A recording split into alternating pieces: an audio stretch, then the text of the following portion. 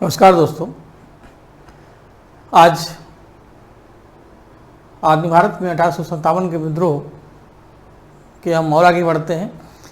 इससे पहले क्लास में आपने पढ़ा होगा कि मैंने बताया था कि ये विद्रोह भारत में जिस तरीके से इसका प्रसार हुआ, तो विद्रोह के शुरुआत होने का क्रम और विद्रोह के समाप्त होने का क्रम लगभग एक जैसा है। बस अंतर केवल इतना है कि विद्रोह एक संगठित विद्रोह नहीं हो पाया। जैसे विद्रोह धीरे धीरे शुरू होता रहा, वैसे वैसे विद्रोह धीरे धीरे पीछे से समाप्त भी होता रहा। तो कल की क्लास में मैंने बताया था कि विद्रोह की शुरुआत मेरठ से हुई। रीजन इसका बैरकपुर का विद्रोह था। फिर मेरठ से दिल्ली, दिल्ली से राजधानी लखनऊ, उसके बाद फिर झांसी, झांसी से बड़ा कानपुर, कानपुर से बड़ा इलाहाबाद, अंत में जगदीशपुर या दानापुर। यहाँ पर विद्रोह देर में शुरू हुआ, देर में ख़त्म भी हुआ। अब इन स्थानों में विद्रोह का नेतृत्व किसने किया और विद्रोह को समाप्त किसने किया, आज यहीं से सीरीज को आगे बढ़ाएंगे। विद्रोह की समाप्ति की बात करें तो विद्रोह का अंत सबसे पहले दिल्ली में हुआ। दिल्ली के बाद फिर कानपुर और लखनऊ की जगह अब कानपुर आ जाएगा। बाकी जो जैसा है वैसे रहेगा। झांसी, इलाहाबाद, कानपुर आ जाएगा, उसके बाद झांसी, फिर लखनऊ, इलाहाबाद, अंत में जगदीशपुर या दानापुर। तो ये क्रम है। अब आज इस सीरीज को आगे बढ़ाते हैं और कोशिश करेंगे आज ये पूरा भी हो जाए। सबसे पहले स्थान में राजधानी दिल्ली। जो मेन कमांडर हैं उनका रिजल्ट भी एग्जाम में पूछा जाता है। जैसे बहादुर शाह जफर, लक्ष्मीबाई, नाना साहब, तात्या तोपे। अब इनका परिणाम क्या हुआ, किसको फांसी लगी, कौन पलायन कर गया, कौन युद्ध में शहीद हुआ, कौन निर्वासित कर दिया गया। तो दिल्ली में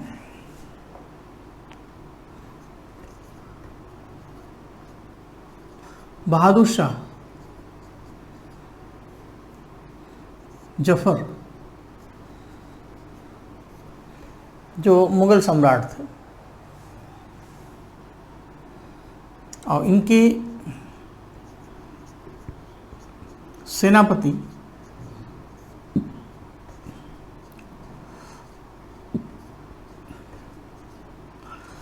वक्त खां ने बहादुर शाह जफर के साथ अंग्रेजों का लोहा लिया और जब दिल्ली में विद्रोह को दबाया गया तो इसमें हडसन मुख्य थे। बाकी कर्नल नील भी इसमें आ जाएंगे, लेकिन मेन थे मिस्टर हडसन। विद्रोह का क्रम जिस क्रम से था, उसके बाद आपने पढ़ा था लखनऊ।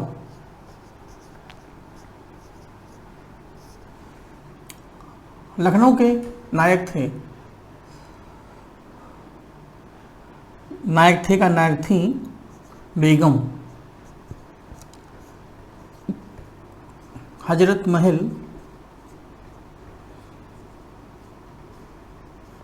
अंतिम नवाब वाजिद अली शाह की बेगम थी और इनके पुत्र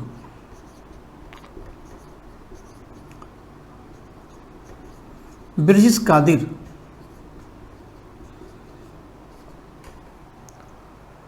ने अवध में इसका नेतृत्व किया। अवध का विद्रोह कैंपबेल के हाथ में था। कैंपबेल इस विद्रोह के मुख्य सेनापति थे। तो लखनऊ, कानपुर के आसपास के जितने भी क्षेत्र थे वो कैंपबेल के द्वारा ही जीते गए। इसी कड़ी में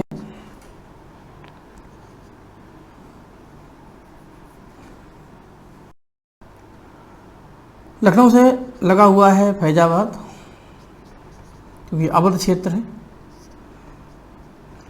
फैजाबाद के विद्रोह का नेतृत्व किया अहमदुल्ला।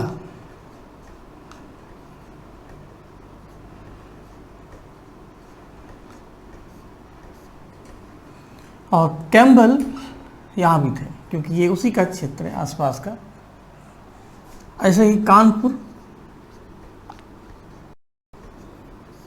नाना साहब,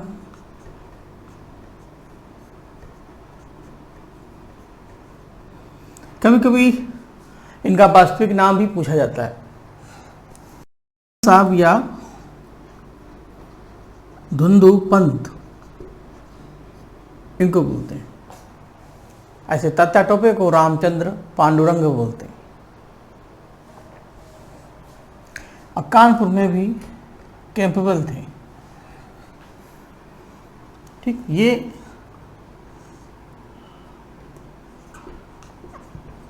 अवध क्षेत्र से संबंधित है।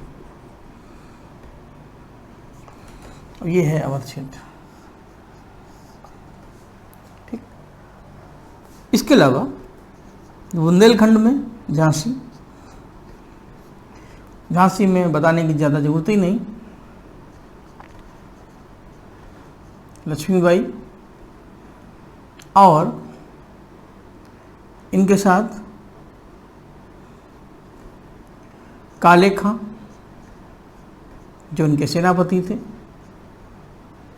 कोई मूवी आई थी मणिकर्णिका, आपने देखी होगी, तो देखा भी करिए। कभी कभी सिनेमा के माध्यम से हम समाज को, अपने इतिहास को समझ लेते हैं। तो काले खां लक्ष्मीबाई के सेनापति थे। जब झांसी पर अटैक हुआ तो काले खां बुरी तरीके से घायल हो गए और उनकी कब्र को उसी किले में ही दफनाया गया।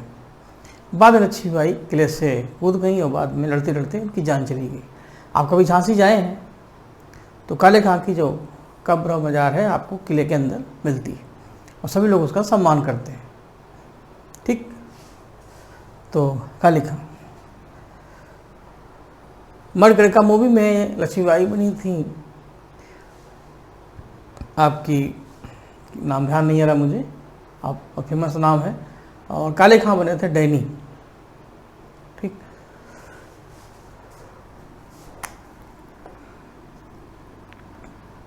एक नाम और आता है तात्या टोपे का।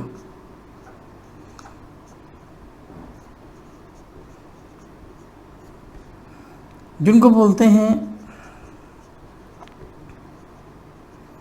रामचंद्र पांडुरंग।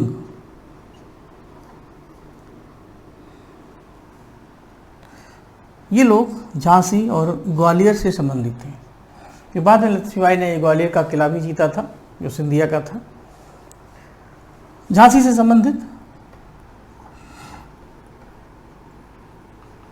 जो ब्रिटिश कमांडर थे वो सबको जानते हैं सब लोग।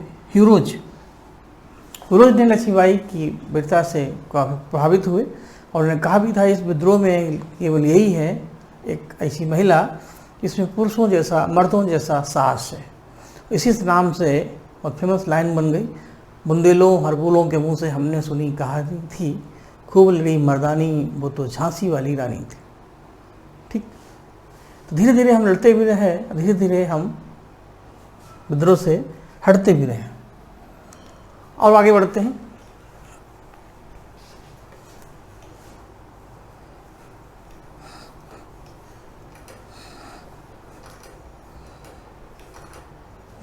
अगला प्लेस है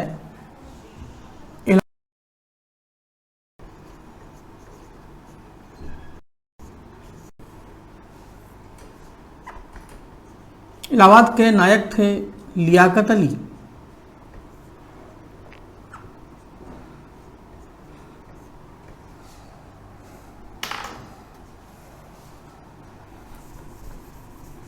और इलाहाबाद के विद्रोह को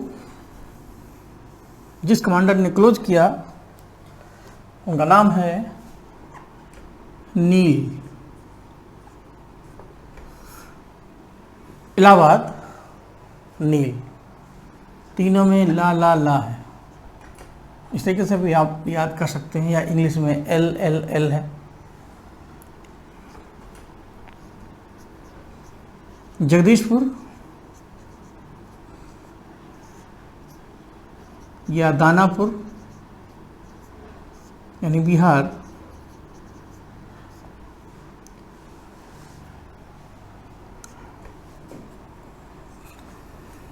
भाई थे दो, एक नाम है कुंवर सिंह और अमर सिंह।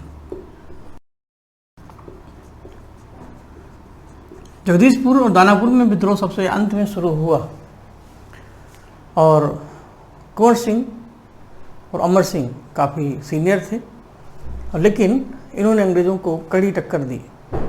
माना जाता है कि गंगा नदी को पार करने पर कुंवर सिंह को हाथ में गोली लगी और इन्फेक्शन के कारण उनकी डेथ चली गई। फिर बाद में अमर सिंह ने इसको आगे बढ़ाया और माना जाता है कि नवंबर 1858 तक ये विद्रोह लगभग ख़त्म हो चुका था।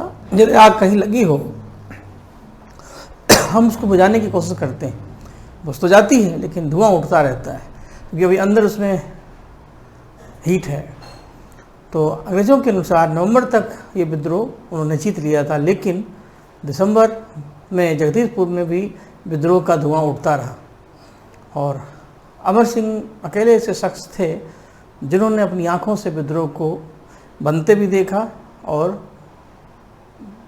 मिटते भी देखा, दिया जला भी और बुझा भी। तो इस विद्रोह के अंतिम नायक हैं वो अमर सिंह।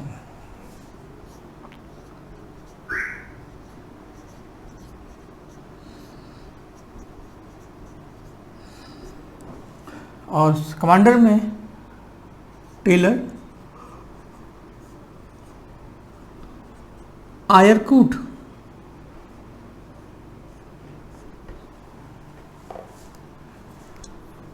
ऐसे बिहार में एक प्लेस है पटना। पटना के नायक थे पीर अली, पासे पटना पासे पीर।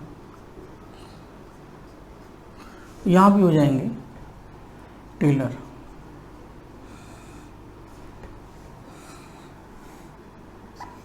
एक नाम आता है बरेली, रुहेलखंड।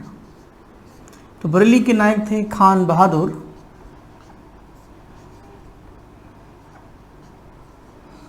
और यहाँ के नायक कमांडर थे विंसेंट आयर। पासे बरेली, वहाँ से विंसेंट आयर, पासे पटना, पासे पीर। तो ये कुछ प्रमुख प्लेस हैं। हालांकि नायक और भी हैं, लेकिन जीएस पढ़ते समय, पढ़ाते समय हमें ये ध्यान रखना है कि हम किस लेवल की तैयारी कर रहे हैं। क्योंकि जितने भी वनडे एग्ज़ाम हैं, लेखपाल, यूपीएसआई, यूपी यूपी से संबंधित जितने भी एग्ज़ाम हैं, उसमें क्वेश्चन बहुत ज़्यादा कॉन्सेप्टिव नहीं आते, सीधे सीधे पूछे जाते हैं। इसलिए हम उतनी चीज़ें कोशिश करते हैं रखने की जिसमें से आप चीज़ों को समझ भी लें, हमारा काम भी चल जाए। जब आप सिविल की तैयारी करते हैं, डिफेंस की तैयारी करते हैं, तो थोड़ा सा इसमें गंभीरता लानी पड़ती है। तो जब आप उस लेवल की तैयारी करेंगे तो उसी लेवल की क्लास फिर अब आप फिर देख लीजिएगा। तो हमने अपने हिसाब से क्या नहीं पढ़ाना है इसका पूरा ध्यान रखा है, लेकिन कम से कम इतने में से कोई भी 4 नाम मिल जानी चाहिए। ठीक, ये सारी बातें इसमें हैं। अब आगे बढ़ते हैं, जैसे आज ये सेक्शन भी कंप्लीट हो जाए। विद्रोह धीरे धीरे बढ़ता भी गया, ख़त्म भी होता गया। अंत में नवंबर दिसंबर तक आते आते 1858 तक ये विद्रोह क्लोज हो गया। कौन से ऐसे रीजन थे जिससे विद्रोह समाप्त हुआ होगा? तो 1857 के विद्रोह की असफलता के कारण क्या है? तो उसमें हालांकि कोई बहुत मेन पॉइंट नहीं है जो लिखवाया जाए, ओरल में समझा दूंगा। उसके बाद विद्रोह का प्रभाव का पड़ा, उससे कुछ क्वेश्चन बन सकते हैं। तो यहाँ से अगली हेडिंग हमारी आपकी होगी main reason of failure movement, विद्रोह की असफलता के कारण।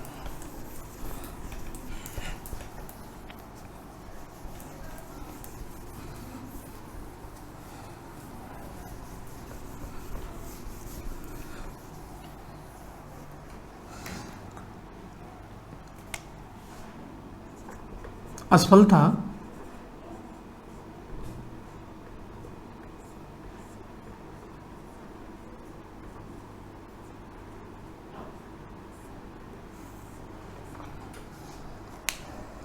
के कारण।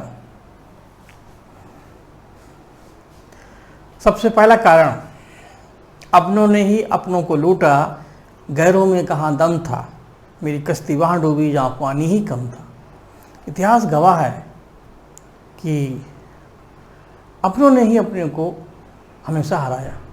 अब चाहे ये पॉजिटिव लें चाहे नेगेटिव लें, आप रामायण की बात कर लें, विभीषण ने अगर राम को नहीं बताया होता कि रावण की नाभि में अमृत है तो शायद वहाँ तीर नहीं लगता और रावण अजय रहता। तो घर का भेदी लंका ढावे, ये कहावत यहाँ से चल गई। मेघनाथ के मर्डर निधन में, उसके भी मर्डर में वही हुआ। लक्ष्मण को ये बताया गया कि वो ये पूजा करता है। बाकी और देख लीजिए, अंग्रेज़ों के इस पूरे मिशन में जो पढ़े लिखे वर्ग थे, जो जमींदार वर्ग थे, जो लैंड होल्डर्स थे, साहूकार थे, बुद्धिजीवी लोग थे, जो अंग्रेज़ों के साथ नौकरी करते थे, उन्हीं का खाते थे, उन्हीं का गाते थे, इन्होंने अंग्रेज़ों का पूरा साथ दिया। ये विद्रोह गरीब तबकों का था, मजदूरों का था, किसानों का था, सैनिकों का था, और उनका भी था जिनका कुछ छीन गया था, जितने भी राजे रजवाड़े थे। तो हमने इन सब के साथ बैठ के अपनी प्लानिंग की और जितने भी अंग्रेज़ों के हितैषी थे उन्होंने ये प्लानिंग जान ली और भाई लूटने के चक्कर में वो सारी बातें अंग्रेज़ों को बताते रहे। तो अंग्रेज़ पहले से ही जान गए थे कि विद्रोह शुरू हो गया है, हमारी जेल में सुरंग बन रही है, कहाँ बन रही है, कौन बना रहा है, सब पहले से ही प्लान है। तो कोई आपकी चाल शतरंज की पहले जान जाए तो आपके चलने से पहले वो इंतजाम कर लेता है इसका काट क्या करें। इस विद्रोह की असफलता की सबसे प्रमुख वजह ये है क्योंकि सिस्टमेटिक तरीके से शुरू भी नहीं हुआ। दूसरा रीजन माना जाता है इस विद्रोह की जो प्लानिंग थी वो व्यवस्थित नहीं थी, सिस्टमेटिक नहीं थी। ये विद्रोह 31 मई को शुरू होने वाला था, 30 या 31 मई को, लेकिन हड़बड़ाहट में जब मेरठ के सैनिकों ने बगावत की तो 10 मई को शुरू कर दिया। तो जाहिर सी बात है कि पब्लिक यूनाइट नहीं हो पाई, एक नहीं हो पाई, संगठित नहीं हो पाई। एक तो रीजन ये रहा। अगला रीजन माना जाता है कि जंग लगी तलवारों से और नमी खाए कारतूसों से हम लड़ तो सकते हैं लेकिन जीतना बहुत मुश्किल है। हमारे पास अच्छे रिसोर्सेज नहीं थे, अच्छे संसाधन नहीं थे। बंदूक थी तो गोली नहीं थी, गोली थी तो उसमें बारूद नहीं था, बारूद था तो वो नमी खाया हुआ, बंदूकें थीं तो वो जंग खाई। कुल मिलाकर के हथियार अच्छे थे नहीं और थे भी नहीं। अगला जो रीजन समझ में आता है, योग्य प्रशिक्षित सेनापति नहीं थे, ट्रेंड आर्मी ऑफिसर। अंग्रेज़ों के पास जो टीम थी वो बिल्कुल सिस्टमेटिक थी, ट्रेन थी, चाहे वो ह्यूरोज हों, चाहे वो कैंपवेल हों, चाहे वो हडसन हों, ये प्रशिक्षित सेनापति थे, इनको ट्रेनिंग ही दी गई थी इसीलिए। जबकि हमारे यहाँ लक्ष्मीबाई हों, चाहे तात्या टोपे हों, चाहे नाना साहब हों, इन्होंने मजबूरी में बंदूक और तलवार उठाई। हालांकि इनकी बहादुरी पे कोई संदेह नहीं है, लेकिन इन्होंने मजबूरी में अपने अपने रीजनों के कारण, अपने जो कारण थे, युद्ध में लड़ाई लड़ी। तो जोश तो था लेकिन सिस्टमेटिक जो क्रम था वो नहीं था। हड़बड़ाहट में अनुभव के ना होने के कारण हम ये हार गए। सबसे रीजन में एक रीजन और आता है मेन, वो है क्षेत्रीयतावाद, लोकलिज्म हावी था। इस आंदोलन में वो आर्ट्स नहीं थी, वो हीट नहीं थी जो 1942 के आंदोलन में थी। तब गांधी जी के अरेस्ट होने के बाद भी उनका एक स्लोगन काम करता रहा, डू और डाई, करो या मरो। जब अंदर से आग लगती है तो हम आगे बढ़ते हैं, नो वे। जब कोई विकल्प नहीं होता है तो संकल्प जो सोच लिया वही विकल्प होता है कि हमें करना ही पड़ेगा। तो ये फीलिंग अभी नहीं थी। अभी सही तरीके से देखा जाए देश प्रेम की जो फीलिंग थी वो क्रिएट ही नहीं हुई थी, क्योंकि लोगों के जहन में क्या था, हमारा लगान माफ़ हो जाए, हमारी झांसी हमको मिल जाए, हमारी पेंशन हमको मिल जाए, हमारा अवध हमको मिल जाए। लेकिन बहुतों के दिमाग में ये नहीं था कि भारत हमारा आज़ाद हो जाए, अंग्रेज़ों को भारत से खदेड़ दिया जाए। तो ये फीलिंग जब एक संगठित तरीके से आ जाती है तो कोई भी ऐसी सत्ता नहीं है जो बहुत लंबे समय तक रुक पाए। तो ये सारे रीजन माने जाते हैं। तो नॉर्मल है, बहुत ज़्यादा लिखवाने की जरूरत ही नहीं है। अब आते हैं सबसे अंतिम पड़ाव पर। ये विद्रोह पहुंच चुका है, इसका प्रभाव क्या पड़ा, इसके परिणाम क्या हुए।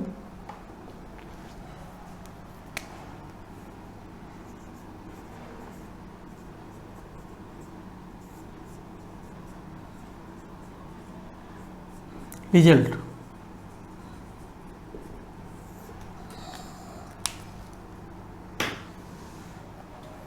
रिजल्ट में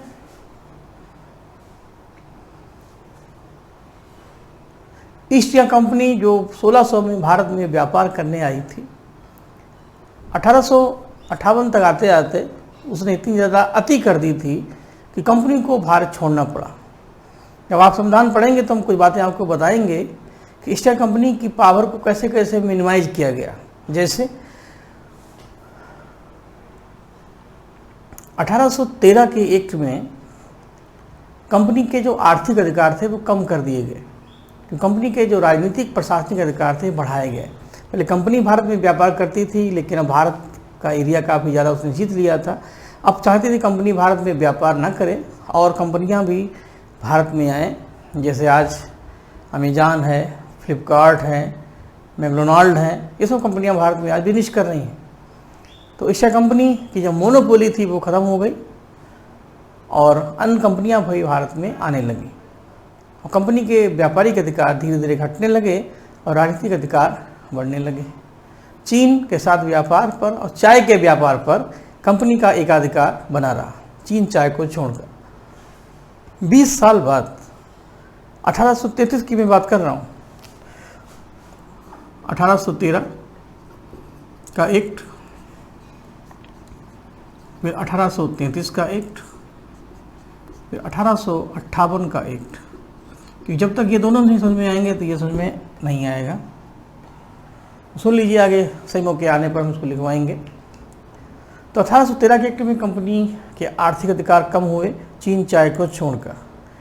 13, 20, 20 साल के बाद कंपनी के आर्थिक अधिकार पूरी तरीके से रिमूव हो गए, यानी कंपनी में ना चाय बची ना चीन और चाय के व्यापार भी कंपनी अब कुछ नहीं करेगी, यानी बिजनेस में आर्थिक क्षेत्र में उसकी मोनोपोली पूरी खत्म और कंपनी पूरी तरीके से बन गई एक प्रशासनिक संस्था जिसका काम है भारत में ब्रिटिश पावर को आगे बढ़ाना, कंपनी का झंडा ऊपर रखना, भारत में साम्राज्यवाद का विस्तार करना।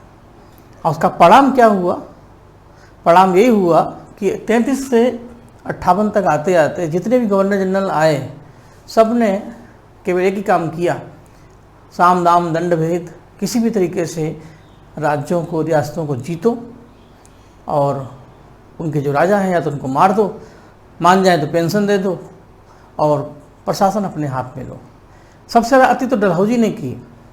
1748 में अपनी सहायक संधि जब शुरू की तो कई राज्यों को मिला लिया और उसमें चाहे वो बेटा गोद न लेना, पुत्र ना होना, प्रशासन का आधार, युद्ध का आधार, इस आधार पर झांसी, अवध, पंजाब यानी कितने राज्य मर्ज कर दिए गए।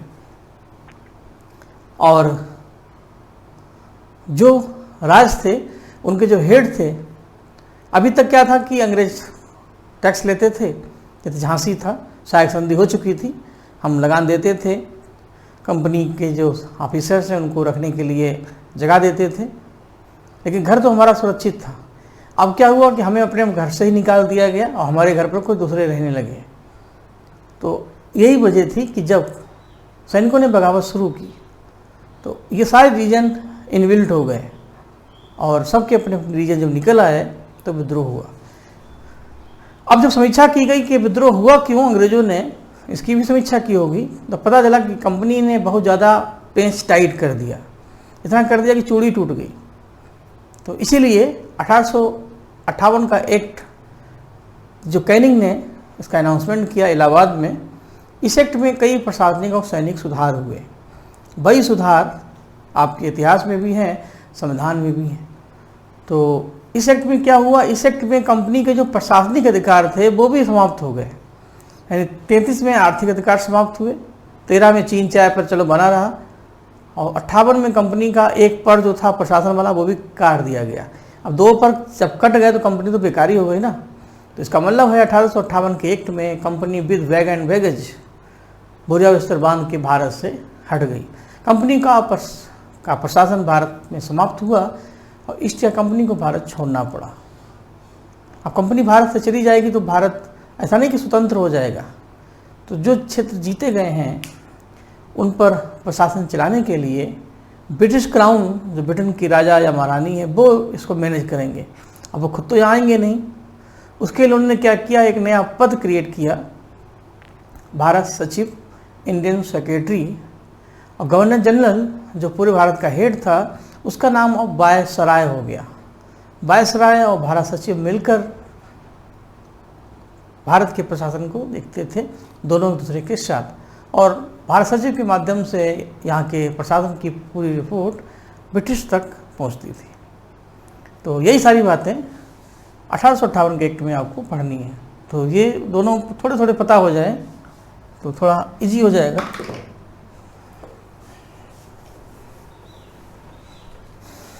तो प्रभाव में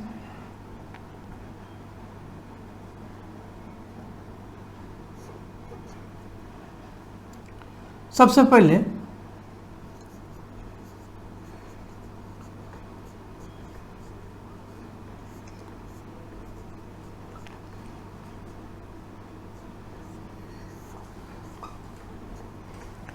प्रशासनिक सुधार, एडमिनिस्ट्रेटिव रिफॉर्म, और इसमें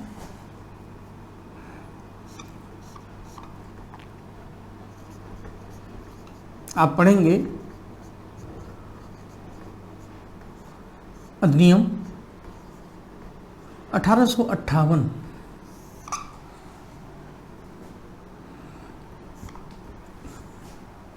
यह अधिनियम, इसकी घोषणा इलाहाबाद में हुई।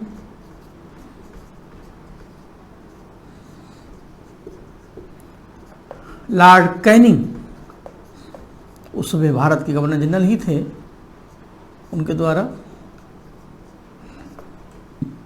और इसकी जो मुख्य बातें हैं वही इस के प्रशासनिक सुधार है।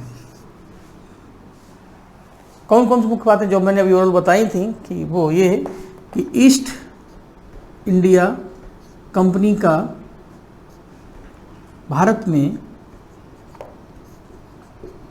प्रशासन पूरी तरीके से समाप्त हुआ।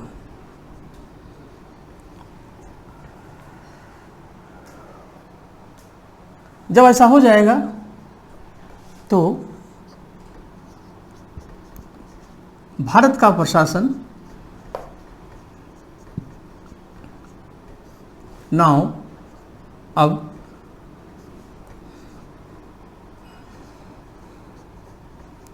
ब्रिटिश क्राउन के द्वारा, ब्रिटेन के प्रशासन में जो भी महाराजा होगा, जो भी क्वीन होगा, चाहे साम्राज्ञी हो चाहे सम्राट हो, महारानी विक्टोरिया उसमें थी, यानी ब्रैकेट में क्वीन विक्टोरिया।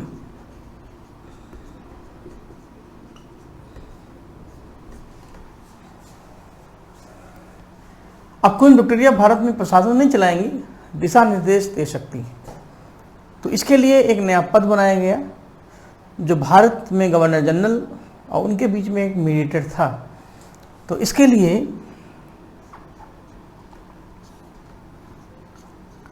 एक नया पद सृजित हुआ, गठित हुआ, ऑर्गेनाइज हुआ, भारत सचिव, इंडियन सेक्रेटरी, जो ब्रिटिश क्राउन का मीडिएटर था, मध्यस्थ।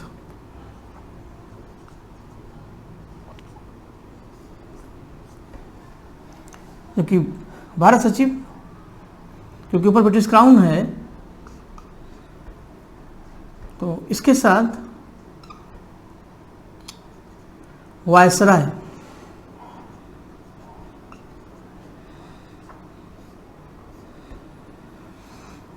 ये दोनों मिलकर के भारत के प्रशासन को देखते थे। और भारत सचिव इन दोनों के बीच में एक मीडिएटर का काम कर रहा था, एक पुल का काम कर रहा था।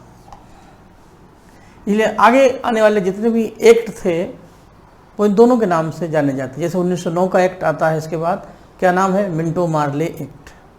1919 का एक्ट मॉन्टेग्यू चेम्सफोर्ड एक्ट। तो वायसराय जिसका पुराना नाम गवर्नर जनरल, हम ये भी कह सकते हैं गवर्नर जनरल अब वायसराय के नाम से जाना गया। और भारत सचिव एक नया पद सृजित हुआ, कंपनी भारत से अब निकल गई।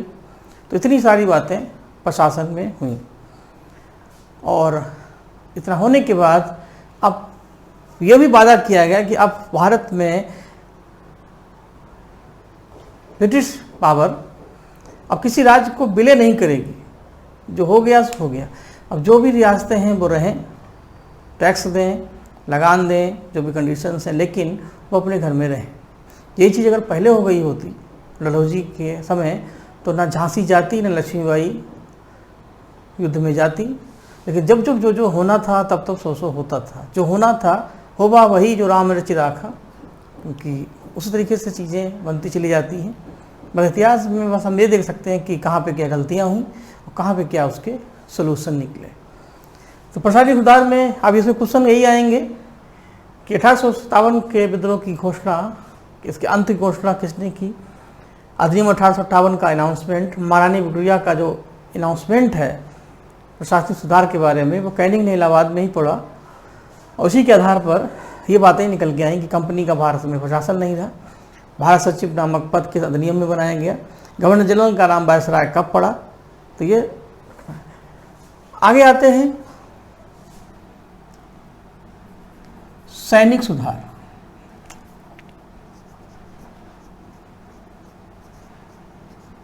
Military reform.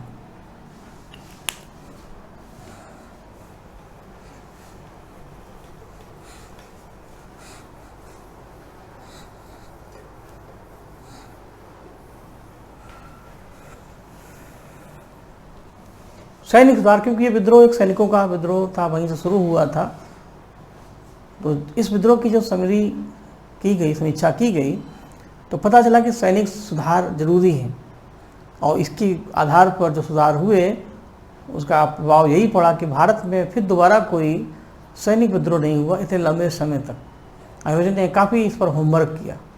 इसके लिए एक समिति बनाई गई थी,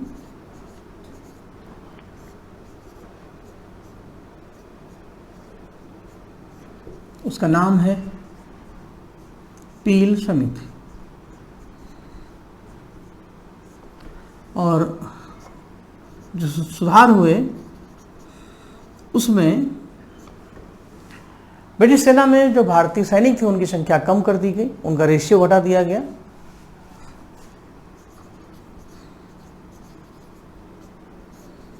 जबकि विद्रोह से पहले ब्रिटिश सेना में भारतीयों की संख्या अधिक थी।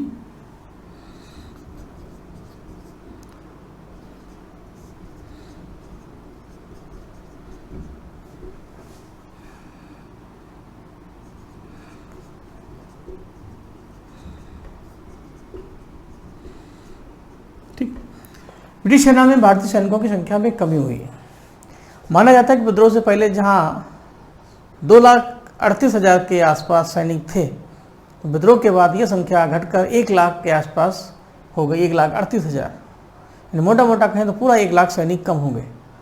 विद्रोह से पहले जहां सैनिकों का रेशियो 1 पर 5 था, यानी एक अंग्रेज अधिकारी के अंडर में 5 भारतीय सैनिक थे। विद्रोह के बाद सैनिकों का रेशियो कम कर दिया गया, तो अब रेशियो 1 पर 2 या कहीं कहीं 1 पर 3 था, इससे ज़्यादा नहीं। और भारतीय सैनिकों को बड़े बड़े पद नहीं दिए गए, इससे उनकी पावर भी बहुत ज़्यादा नहीं थी, तो सैनिकों की संख्या कम थी। तो इसको हम इस तरीके से कह सकते हैं, विद्रोह से पहले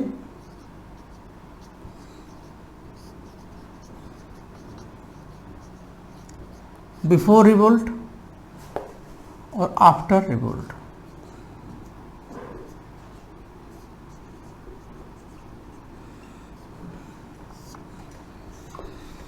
विद्रोह से पहले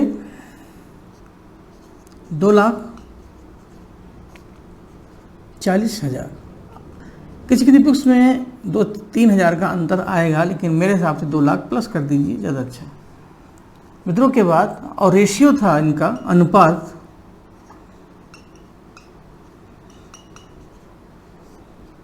1/5। इसमें 1 जो था वो अंग्रेज था और 5 भारतीय। और इसमें सर्वाधिक जो सैनिक थे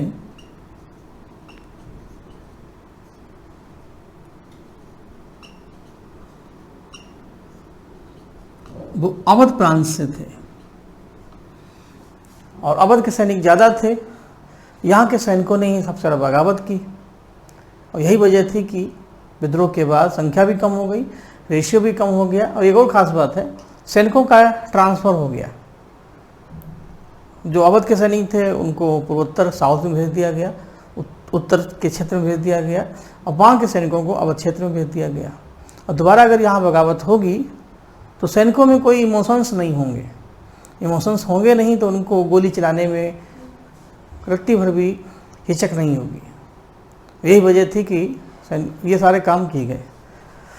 विद्रोह के बाद संख्या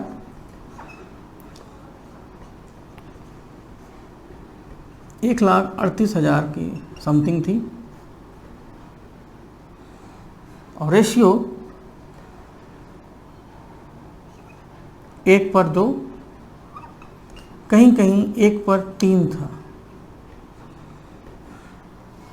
और सबसे ज़्यादा सैनिक अब सेना में पूर्वोत्तर के,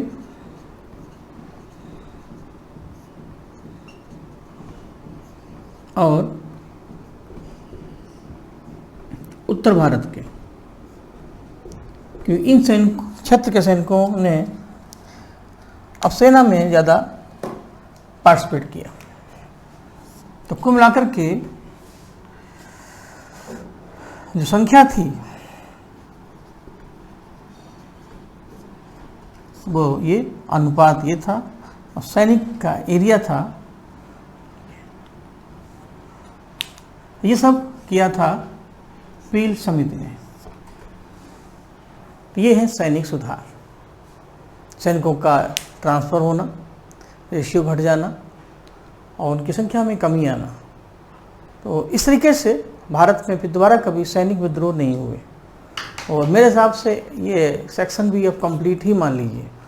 पूरे लेक्चर की फ्रेमिंग हमने आपको बताई थी। सबसे पहले विद्रोह के बारे में कुछ बातें की थी, फिर इसका नेचर, इसके बारे में प्रमुख पुस्तकें, इसके अलावा फिर इसके कारण में राजनीतिक कारण और सैनिक कारण, फिर विद्रोह के प्रसार में विद्रोह का आने का क्रम और जाने का क्रम।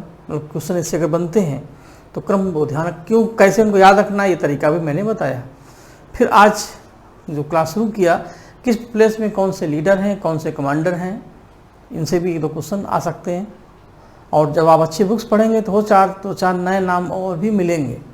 हमारा काम है एक माली के समान पौधे को लगाना, उसको प्रोडक्शन देना, फिर जब वो अपना जड़ें मजबूत कर लेगा तो अपने आप आकार आ जाएगा। तो जब आप खुद पढ़ेंगे तो इसी में कुछ नई चीज़ें जुड़ेंगी, लेकिन पहले ज़मीन तो तैयार कर दें, पहले ज्ञान रूपी जो जड़ें हैं वो आपके समझ रूपी मिट्टी में आ जाएं, तो कॉन्सेप्ट रूपी पौधे आकार लेंगे। उसके बाद विद्रोह की असफलता के कारण और उसके प्रमुख प्रभाव। अब यहाँ से सीरीज को आगे बढ़ाएंगे। अगली क्लास आप जब देखेंगे 1857 के विद्रोह के बाद ये तय हो गया था कि भारत में अगर रहना है तो राधे राधे कहना है, यानी सबको एक साथ लेके चलना है। इससे पहले अंग्रेजों ने भारतीयों को स्विच ऑफ कर दिया था, खूंटी पे टांग दिया था, कोई मतलब नहीं। लेकिन जाहिर बात वो जानते थे भारत में काफ़ी बुद्धिजीवी लोग हैं जिनकी बात आम जनता मानती है। तो एक ऐसा मंच बनाया जाए, एक ऐसा प्लेटफार्म बनाया जाए जिससे सभी लोगों को एक साथ रखा जाए। तो ए ह्यूम ने ये ऑफर दिया था डफरिन को। डफरिन के इस सुझाव से एलन ऑक्टेवियन ह्यूम ने 1884 में एक संस्था बनाई, भारतीय राष्ट्रीय संघ, इंडियन नेशनल यूनियन, जिसका नाम 85 में दादा भाई नौरोजी के सुझाव से कांग्रेस पड़ा। कांग्रेस एक ऐसा ब्रिज है, एक ऐसा पुल है जिसके एक तरफ अंग्रेज, एक तरफ भारतीय। और भारतीय में भी जो लिबरल विचारधारा के थे, जो सीनियर थे, उनको भी अच्छा लग रहा था कि अंग्रेज़ों के साथ अगर हम रहेंगे, उनसे मिलते रहेंगे, बात करते रहेंगे तो संवाद बना रहेगा, कुछ अच्छी बातें हमें मिलेंगी, हमारी बात उन तक पहुँचेगी तो, कुछ सुनेगा तो। अभी तक क्या था, कौन सुनेगा, किसको सुनाएं, इसलिए चुप रहेंगे। अब वक्त आ गया है सुनाने का और सुनने का। अंग्रेज भी इच्छा चाहते थे कि कांग्रेस के माध्यम से हम उनसे मिलते रहेंगे, उनकी बातें हमें पता चलती रहेंगी, और दोबारा कोई जन विद्रोह अगर होता भी है तो ये लोग खुद संभाल लेंगे। इसलिए कांग्रेस को अंग्रेज एक सेफ्टी वाल्व मानते हैं, एक कुकर में जैसे वाल्व होता है। अगर भारत में कोई विद्रोह होता है तो ये वाल्व जो कांग्रेस के समान है, तो ये हमें बचा लेगा। और भारतीय अंग्रेज़ों को एक थंडर कंडक्टर, तड़ित चालक मानते थे कि अगर अंग्रेज़ों की बिजली गिरती है तो कांग्रेस रूपी जो लोहे की राड है वो इस बिजली को बचा लेगी, और इस बिल्डिंग यानी जो भारतीय लोग हैं वो सुरक्षित रहेंगे। यानी अंग्रेज़ कोई भी अगर आंदोलन करते हैं, भारतीयों को परेशान करते हैं, तो कांग्रेस उनके लिए एक सेफ्टी वालों ना होकर के एक बॉडीगार्ड है जो उनकी रक्षा करेगी। इसी धारणा से कांग्रेस शुरू हुई, लेकिन धीरे धीरे करते करते जहाँ 72 लोग थे पहले सेशन में, फिर 2-4 साल के बाद 1905 तक आते आते संख्या हज़ारों में हो गई। तो कर्जन जो उस समय के गवर्नर जनरल थे 1905 के भारत में, उनको लगा कि कांग्रेस अगर रही तो फिर बहुत दिक्कत, क्योंकि फिर बहुत ज़्यादा लोग हो जाएंगे, तो क्यों ना कांग्रेस को ही मार दिया जाए। तो कांग्रेस को कमज़ोर करने के लिए हमारी राष्ट्रीयता को कमज़ोर किया गया, उसके लिए बंगाल विभाजन जैसी चाल चली गई। ये सारी बातें हमने स्वतंत्रता संग्राम की जो घटनाएं थी उनको एक साथ बताई थी। अब उसी ट्रैक पर चलना है। आज़ादी की लड़ाई का, संघर्ष का जो सबसे पहला स्टेशन था, जहां स्टॉपेज वो लंबा था, वो ये हट गया। अब यहाँ से ट्रेन आगे छुक छुक छुक चलेगी और हमारा अगला स्टेशन होगा कांग्रेस की स्थापना।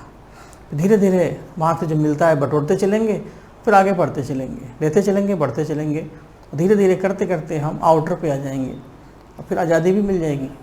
इस उम्मीद के साथ सभी लोगों को नमस्कार, धन्यवाद।